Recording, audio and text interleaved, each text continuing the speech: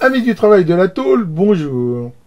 Je fais des montages électroniques depuis fort longtemps, sans doute plus de 50 ans, et le problème auquel j'ai souvent été confronté, comme beaucoup d'entre vous je suppose, c'est qu'une fois qu'on a fait un beau circuit, on a fait une belle conception, on a fait un beau PCB, on a monté, on a réglé tout, on dit ah c'est génial, j'ai mon super montage, et derrière il faut le mettre dans une boîte ou dans un coffret ou dans quelque chose pour pouvoir l'utiliser. On ne va pas utiliser un PCB comme ça sans coffret. Et c'est là que commence une autre aventure, on va dire, qui n'est plus du tout celle du fer à souder, mais qui va être celle de la perceuse, de la lime, enfin bref, du fait de pouvoir fabriquer un châssis, un boîtier ou quelque chose.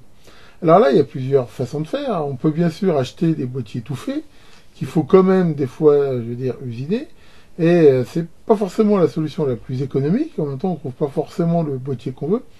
Mais même, parfois, à l'intérieur même de ces boîtiers, il va falloir faire des châssis, mettre des équerres. Et très vite, on s'aperçoit que il faut quand même un minimum d'outillage. Et pour moi, les outils que j'ai depuis longtemps trouvé indispensables pour faire ça, alors le premier, c'est une perceuse à colonne, de façon à pouvoir faire bien sûr tout ce qui va être perçage, face avant, et ainsi de suite. Ensuite, il y a de pouvoir découper au moins les tôles. Et là, l'outil il va bien, c'est la cisaille à tôle. Je vous en ai montré une il n'y a pas longtemps. Mais une fois qu'on a ces deux outils-là, on va pouvoir couper des tôles comme on veut, on va pouvoir les percer.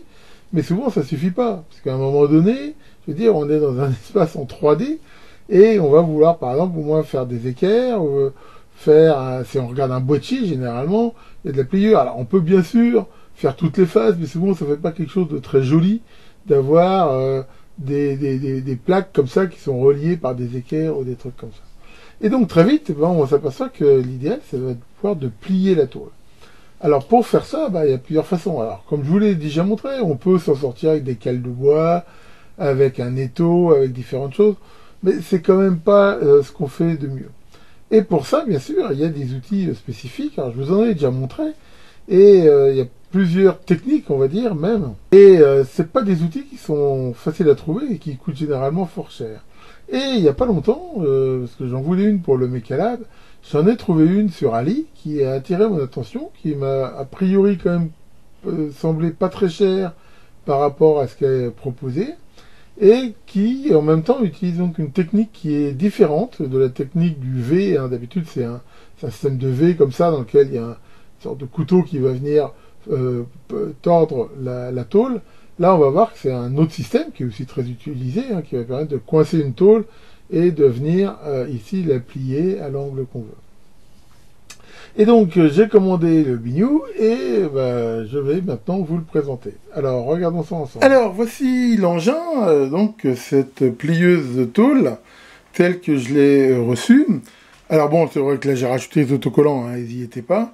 Alors, ma foi, c'est assez lourd, ça pèse dans les 28 kg. C'est arrivé dans un emballage qui, à mon avis, était quand même un peu limite, avec simplement des protections en polystyrène qui étaient moitié destroy. La bonne nouvelle, c'est comme c'est assez costaud, je veux dire, ça va pas tout faire. Comme on va voir, il y a différents réglages. Il y a ici, comme on va le voir, la partie qui va permettre de faire la pliure. Là, la manette qui va permettre, comme on va le voir plus en détail, de bloquer la pièce. Et en haut, là, je ne sais pas si on voit bien, là, c'est deux manettes là qui vont permettre, en fonction de l'épaisseur, un petit peu du rayon de courbure qu'on veut, de régler ici les cales. Alors, comme on peut le voir, ici, de façon très classique, on a un certain nombre de couteaux, quelque part, qui vont être les parties qui vont venir pincer ici la tôle. Et comme on peut le voir, elles ont différentes tailles. Alors, l'idée, c'est que, selon ce qu'on veut plier, parce que si on veut plier quelque chose qui a un bord, on voit que là, ça empêche de le faire.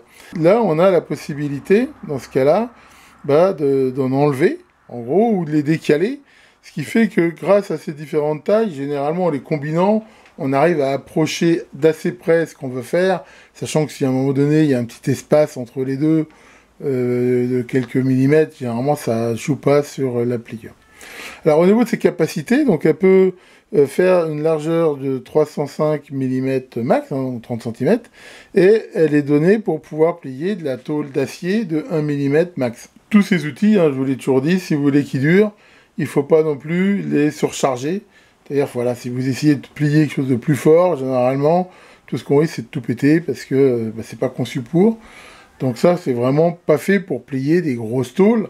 Maintenant, 1 mm, c'est déjà pas mal, hein, et généralement, dans toutes les tôles qu'on va utiliser pour faire de l'électronique et tout, ça suffit plus que largement. Alors attention, en même temps, c'est de l'acier. C'est vrai que de l'alu ou du cuivre ou du laiton, c'est des métaux qui sont plus ductibles. Là, on peut généralement aller un petit peu plus. Enfin voilà, l'idée, c'est de voir qu'à un moment donné, si on est obligé de forcer comme une bête, on va faire que des bêtises. Alors, je vais la prendre comme ça. Donc là, on peut voir que c'est prévu pour être fixé, bien sûr, sur un établi. Alors pour l'instant, moi, pour la démo, je l'ai fixé avec un serre-joint ici, mais on voit ici les trous de fixation. Donc on peut voir là derrière comment un petit peu c'est fait. Hein. On voit là les attaches des couteaux.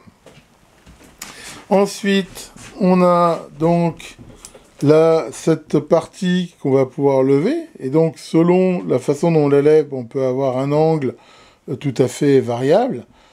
Jusqu'à un peu plus de 90 degrés. En fait, si on regarde bien, là, on peut faire un angle un petit peu fermé. Alors par contre, c'est vrai qu'il n'y a pas réellement d'indication. Alors bon, ça on le fait un petit peu au jugé. Après, je pense qu'il n'y a rien qui interdit éventuellement de se faire des marques une fois qu'on a fait un essai là pour pouvoir faire des pliures à l'angle que l'on veut. Ici, donc, on a ces systèmes de réglage qui vont permettre de régler en fait la plage de réglage qu'on a de ces manettes-là. Hein.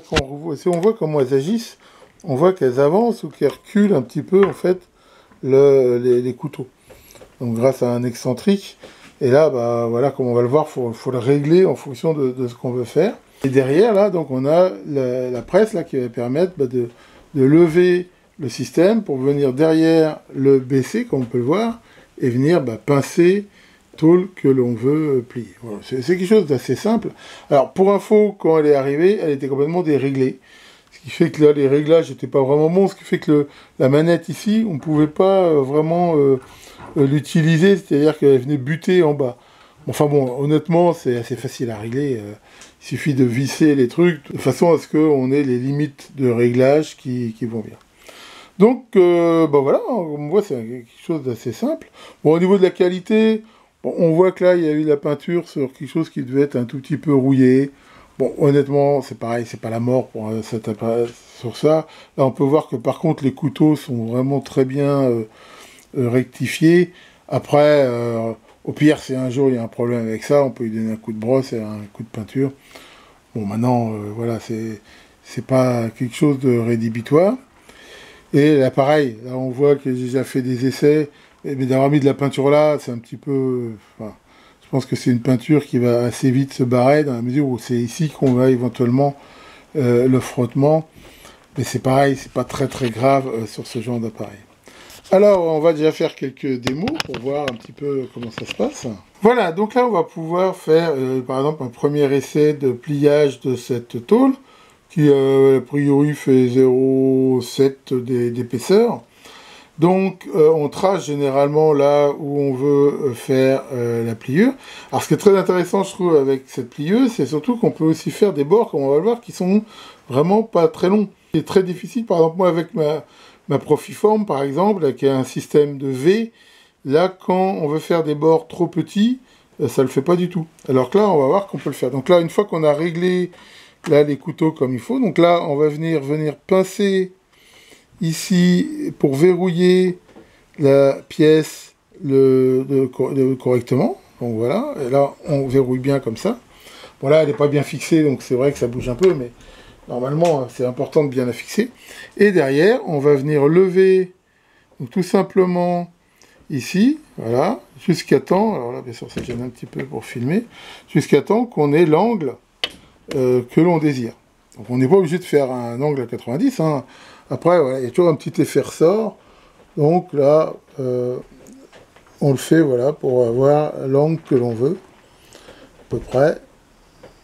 Voilà, là ça a l'air pas mal. Hop. Et derrière, bon, on va libérer la pièce, et voilà, on peut voir ici qu'on a la pliure parfaite ici. Après, on peut tout à fait faire des angles plus grands. Hein.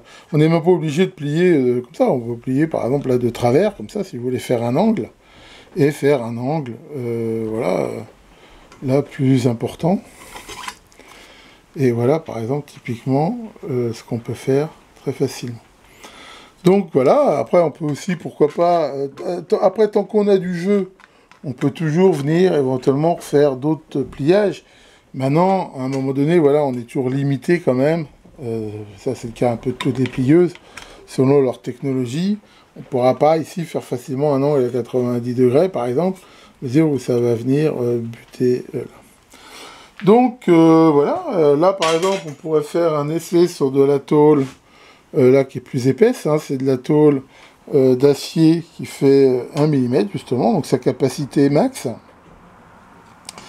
Voilà, donc là on va venir se régler comme ça, hop, petite démo, hop, et voilà, on voit que ça le fait très très bien. Donc là j'étais un peu loin. Après bon c'est une question un peu d'habitude, et après bon on peut toujours reprendre un petit peu hein, s'il y a besoin. Enfin voilà, là on peut voir là que ça fait très bien le pliage. Donc, que dire d'autre, hein, so far so good. Bon, après, c'est comme tout, hein, il y a un petit peu d'habitude à prendre. Mais je suis plutôt très satisfait de cet outil qui, comme je l'ai montré, là, va permettre quand même de faire des pliages vraiment de bord, parfois pas gros du tout. Et ça, c'est quelque chose qui me manque. Alors, on va faire un petit exemple maintenant, justement, d'usinage d'un petit boîtier. Et on va regarder un petit peu dans la pratique comment ça fonctionne. Là, ce que je veux, c'est faire par exemple ce boîtier. Donc là, je l'ai découpé. Bon, les petits bords, là, je les ai pliés à la pince. Hein. Quand c'est petit, on peut le faire comme ça.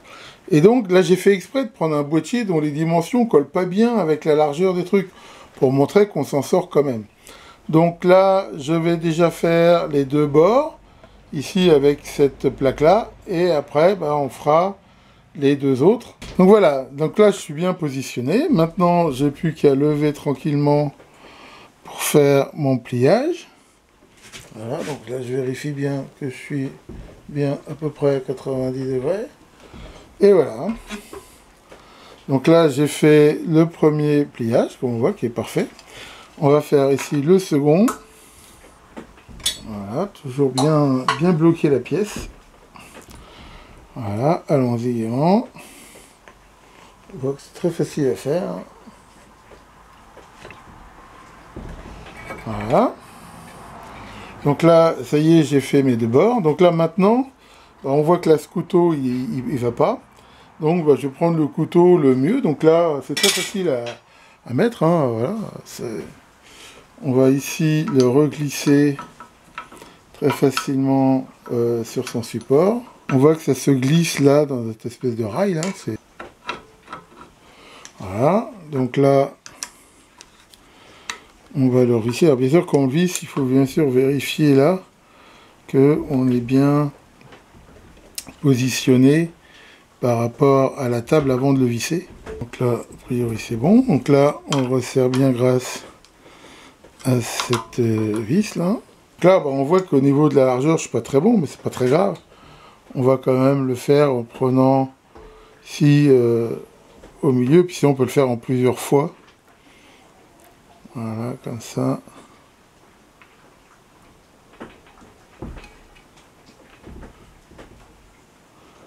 Alors, on voit que ça n'empêche pas quand même de plier.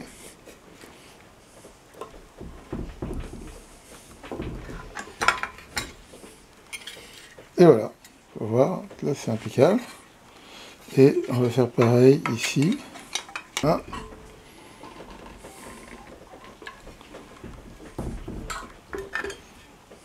Et voilà, comme on peut voir, c'est impeccable. Donc là, bah, l'idée après, c'est que là, typiquement, je pourrais faire de la soudure par point, hein, comme je vous ai déjà montré. Mais voilà, on voit que ça fait un très beau boîtier ici. Quelque chose de très propre. Donc voilà, alors ça pour info, hein, c'est typiquement le genre de tôle que je récupère dans des vieux ordinateurs, des vieilles imprimantes, des trucs comme ça. Donc voilà, après ça se travaille ici parfaitement. Donc là, voilà, après on peut toujours réajuster un petit peu hein, en serrant. Bon là, en plus, hein, c'était pour la démo, hein, j'ai fait comme ça, mais voilà, j'ai quand même pris en compte l'épaisseur de la tôle. Et ça fait un boîtier, voilà, comme ça, très propre. Alors bien sûr, si on voulait faire des trous, par exemple, il faut mieux les faire avant de plier. C'est généralement plus facile. Donc on peut faire bien sûr des angles différents, ou on peut même le faire en plusieurs fois. Par exemple, rien ne m'interdirait de faire un premier pliage, par exemple, à peu près à 45 degrés, comme ça, voilà, et un deuxième ici, par exemple, voilà, encore à 45 degrés. Ce qui fait que derrière, j'aurais bien quelque chose à 90, mais voilà, avec ici un meuble. Bon, après, tout est possible. Alors, dernière chose qui est intéressante, c'est que je pense que c'est pas fait pour, mais on peut facilement plier du plastique. Par exemple, voilà, c'est une plaque de plexiglas. Si je voulais, alors elle est assez épaisse, hein, elle fait presque 2 mm, mais je pense qu'on peut la plier avec ça. Alors bien sûr, pas à froid, mais à chaud. C'est-à-dire que si là, je me mets comme ça, voilà, et je la bloque, on va faire l'essai là, mais je suis quasiment sûr que si je souffle, donc là il faut que je lève un petit peu encore ça, voilà. Si je souffle ici avec un truc à air chaud, on devrait pouvoir la plier. Ben, on va essayer d'ailleurs. Voilà, donc là j'utilise un décapeur thermique pour chauffer, donc là puissance 1, hein, c'est bon. Et on devrait pouvoir comme ça plier facilement le planche de plastique.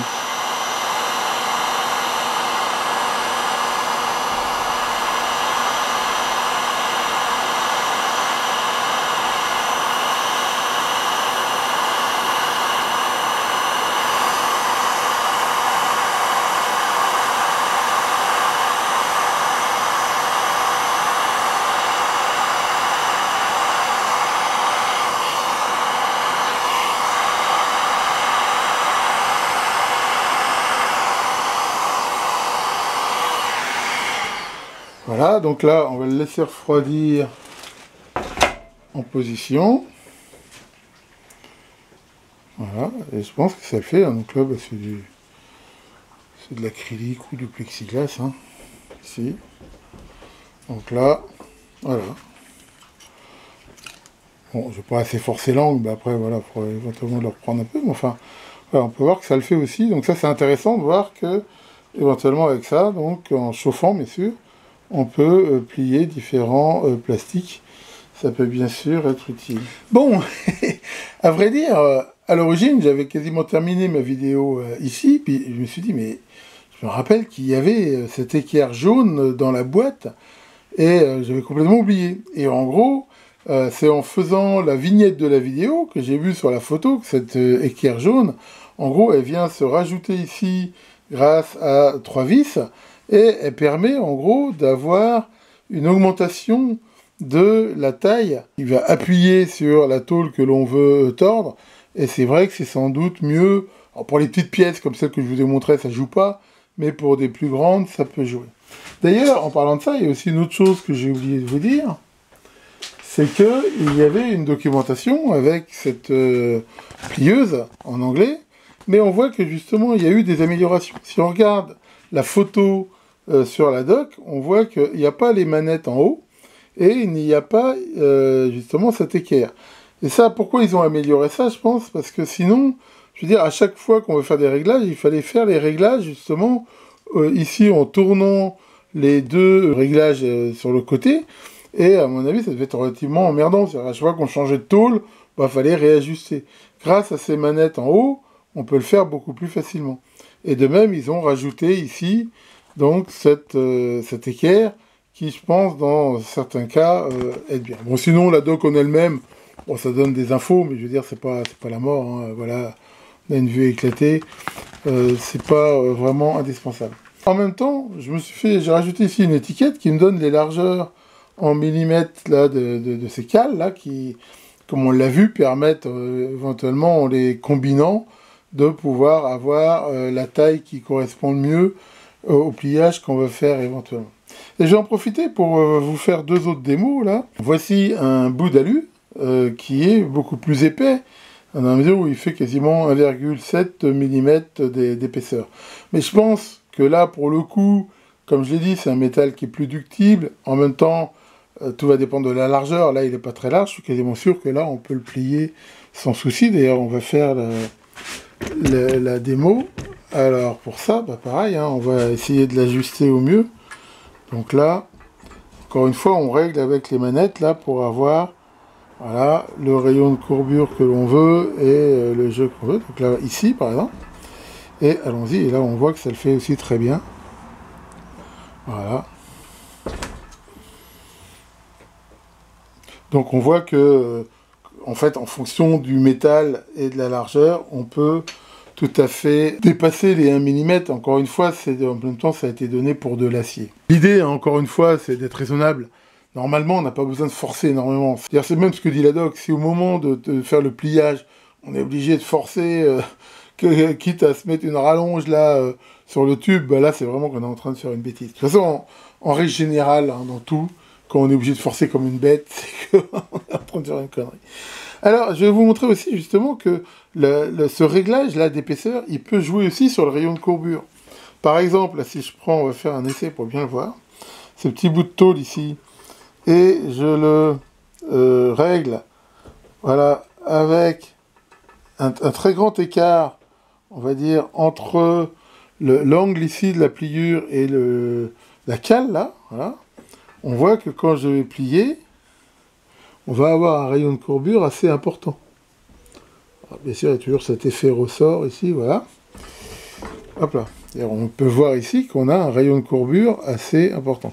Si maintenant je le règle pour vraiment avoir le minimum, voilà, ici, tac, donc là je peux encore avancer un peu, je pense. Voilà, et maintenant je refais le pliage, voilà. Voilà, on peut voir que j'ai un rayon de courbure qui est beaucoup moins important. On voit bien ici la différence entre le rayon ici et là. Donc ça permet aussi, comme on voit assez facilement, d'ajuster en fonction de ce que l'on veut. Alors dernier test, que je me suis dit que ça valait peut-être le coup de le montrer, c'est là je vous ai montré des petites pièces, mais qu'est-ce qu'on fait si on veut quasiment plier au max? Donc là j'ai trouvé cette tôle, alors c'est une tôle de 7 dixièmes, hein, donc 0,7 mm, et on va essayer justement de la plier au mieux, là sur quasiment toute la longueur, pour voir ce que ça donne. Donc là pareil, on va faire attention à bien la positionner. Généralement c'est pour ça qu'il faut bien avoir tracé la pliure que l'on veut faire, hein, voilà. Bon là c'est une chute, hein, c'est quelque chose pour essayer. Donc là voilà, je suis pile au bord, hein, j'essaye donc d'avoir le rayon de courbure minimum. Et je vais donc maintenant la lever, voilà. Voilà, hop. Alors on peut voir ici que ça ne le fait pas bien du tout. Donc là on peut voir que ça n'a pas marché. Alors pourquoi ça n'a pas marché? C'est intéressant parce qu'en fait je l'ai mal réglé. Je l'ai mal réglé, c'est-à-dire que là, j'ai pas fait gaffe qu'il n'y avait pas assez d'appui d'un côté que de l'autre. C'est pour ça qu'il faut faire très attention. Là, par exemple, j'ai complètement foiré. Donc on va refaire un essai en réglant correctement. Donc là, généralement, en fait, il faut déjà le baisser un petit peu. Essayer déjà de régler là. L'idée, c'est de laisser à peu près l'épaisseur de la tôle, là, voilà. Mais des deux côtés, de façon que ça appuie bien, là, des deux côtés, de façon symétrique. Donc on recommence. Donc là, je vais faire une pliure ici, hein, c'est encore une fois, c'est juste pour faire une démo. Voilà, et bien sûr aussi de bien appuyer pour que ça tienne bien là, le truc. Alors, en même temps, là c'est pareil, je vois que c'est quand même trop avancé. Il ne faut pas trop avancer, sinon ça va pouvoir plier, ça va pousser la tôle. Donc là, ça veut dire qu'il faut que je le recule un petit peu. Voilà. Voilà. Là, c'est pas mal. On recommence. Faut pas hésiter à prendre son temps pour faire les choses bien. Voilà, par exemple, là, je devrais être pas trop mal. Bien coincé. Voilà, là, je vois que je suis beaucoup mieux. Donc là, on relève. Voilà. Bon, ça, bien sûr, c'est plus large, c'est un petit peu plus dur. Mais c'est pas non plus la main. Voilà. Et là, pour le coup, on voit qu'on a un excellent résultat. Et avec un angle de pliage, bien sûr, qui est un peu plus grand, mais voilà. Donc là, voilà, typiquement, ça, c'est ce qu'on foire si on a trop avancé les cales par rapport à l'angle, on n'a pas laissé assez, et en même temps, où on a quelque chose de dissymétrique, et quand c'est mal réglé, ça fait ça. Bon, après, on peut éventuellement rattraper le coup, mais enfin voilà. Ça, par contre, quand c'est bien réglé, on peut voir que ça fait vraiment le job.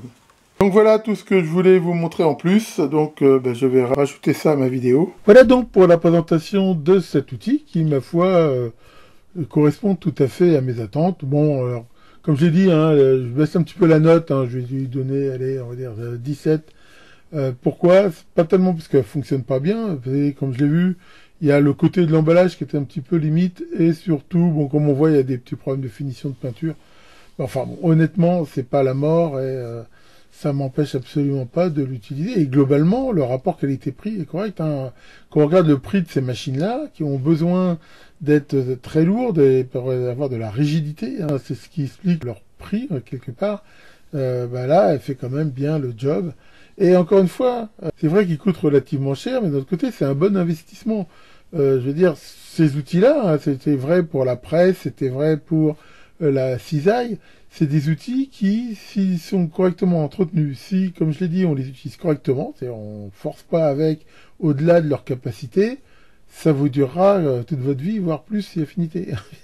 Il y a aucun souci. Donc là, je veux dire, dans mon Mechalab, maintenant, comme on peut le voir, bah, j'ai une bonne cisaille, j'ai une bonne perceuse, j'ai une bonne plieuse, et avec ça, je vais pouvoir faire tous les travaux que j'ai besoin au niveau donc de la tôlerie. Je veux dire, j'ai pas tellement besoin de plus que ça.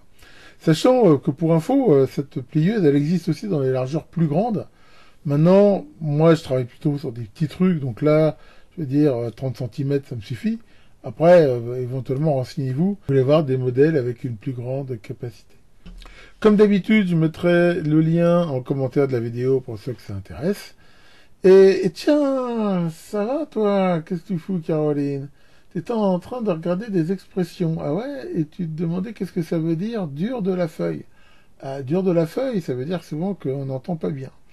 Bien que du temps d'Adam et Ève, je me demande s'il n'y avait pas une autre signification. Pliez bien vos tôles et à très bientôt pour de nouvelles vidéos.